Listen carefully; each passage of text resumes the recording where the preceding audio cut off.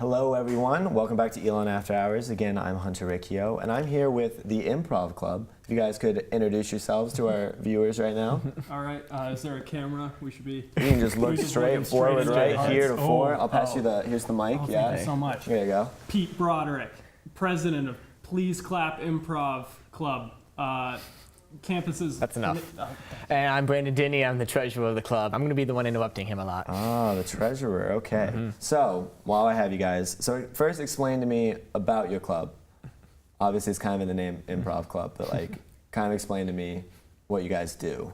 Okay, so we are a short-form improv group, comparable, I mean, not necessarily talent-wise, but comparable to, like, we do the same kind of stuff that shows like Whose Line Is It Anyway? Of course.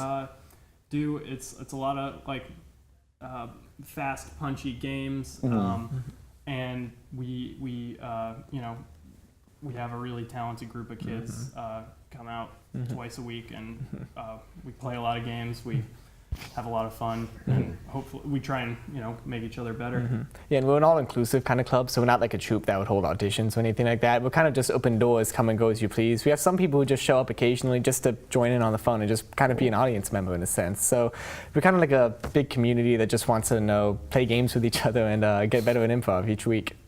How did you guys know that you wanted to be in an improv like club? Did you do anything as a kid that like made you like egged you on to be that? Well, I actually started early. I actually was one of the founding members of my high school's improv club, and we had kind of the same structure as Please Clap does. You know, just open doors, come and go as you please. You're just going to come in, play some games, and have a good time. So when I got to Elon, I found out about Please Clap. We were laugh-alongs at the time. We've gone through a rebranding, but then I just joined the club my freshman year, and I've just been a member since. And what about you? Well, I was like since elementary school, just a huge sort of comedy nerd. I would, you know, go out of my way to like sneak like listening to stand-up albums that I wasn't allowed to because they were too explicit or whatever it was. So I kind of fell into this weird rabbit hole of like, here are my favorite comedians, but they also do this, and so it opened me up to, among other things, improv, and I fell in love with it. I started actually doing it in high school. I had like watched, listened to, kind of hacked around at it before that, but not until high school did I actually start trying to do it. And I took a little bit of a break between high school and college, and then I came back to it. I actually didn't know about the club my freshman year of college, and I had a miserable time my freshman year. Didn't we all? For a myriad of reasons, but my sophomore year, yeah, exactly. First year. First year. First year. First year. Oh yeah, I'm terrible. Not great. But so I came back my sophomore year, and I was looking for more things to do, and I happened to find this club, and you know, fell back in love with the performance, and here I am. So off of that, who would you say, I know you said you listen to a lot of people, who would you guys say your role models are for like improv/comedy? Oh boy. Yeah. Oh no, don't make me choose. I'll give you time to think. I gotta say, I wanted to say Wayne Brady, but after I really thought about it, I would have to say Robin Williams.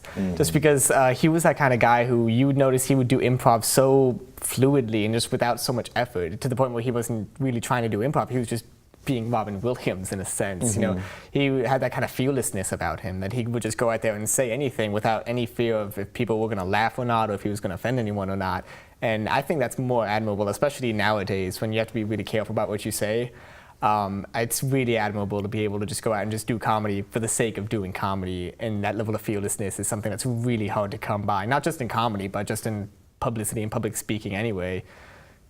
I hate to bring the mood down. No, that was great. You guys are giving great answers. I have a pretty similar rationale for my answer, I guess. I was going to say Paul F. Tompkins. He's kind of a deeper cut comic, but he does a lot of stand-up and improv, and he acts. He does it all, and everything he does has this sort of like Robin Williams had this energy about it that while it's not necessarily, you know, that Robin Williams like cocaine fueled psychosis, it's this like it's a very different energy, but everything he touches has the same energy and has this same sense of humor, and he's great. The reason I pick him over a lot of other comedians in this scenario is that he has this ability to play the straight man in a way where like that is the comedy of the scene comes from the source you don't expect it to, versus like he can go big, he can go insane, whatever, but he's very good at keeping it grounded and keeping himself and his scene partners engaged, and I think that's one of the most important things you can do in comedy. Yeah. Oh, for sure. I mean, you guys are giving incredible answers here. Stop it, you. So, what do your families think about like improv? Do they make you do it on the spot? Do you have like reunions you go to and they're like, "Hey, you improv? I know you do it." I was go on the spot here. Here. Family, and you just named extended. Pretty much every single one of like my aunts over the past like 3 years has been like, "So are you gonna do some at dinner?" Are you gonna do it now or like later after dinner? Okay, gotcha. Got it. Okay. Everyone gather. Oh god. No, I don't talk about improv with my family for that reason. No, but like, no, my family loves most of the stuff. I did like a lot of theater in high school too, and they're really supportive about that sort of thing because theater and improv as a whole is just very, I think, beneficial to being more social as a human being.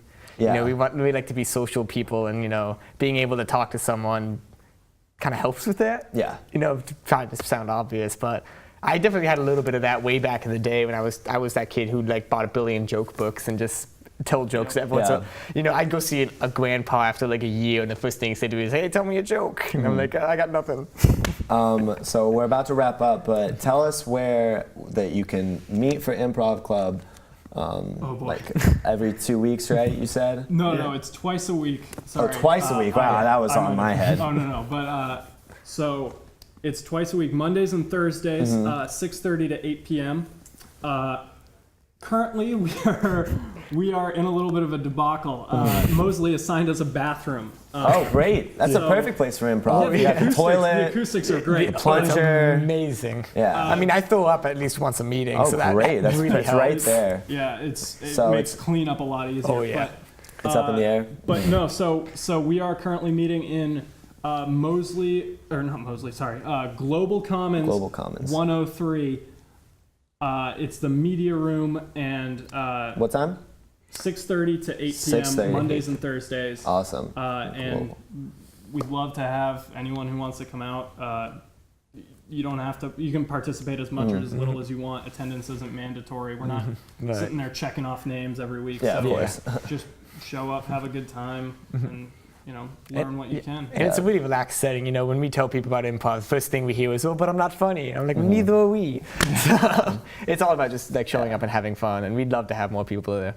Oh, for Well, sure. thank you guys so much for coming in. thank you Unfortunately, for that's all we having have us, time for. But if you stay tuned, we're gonna play a game together, and I'm really excited for it. So I'm similarly excited. stay tuned, guys.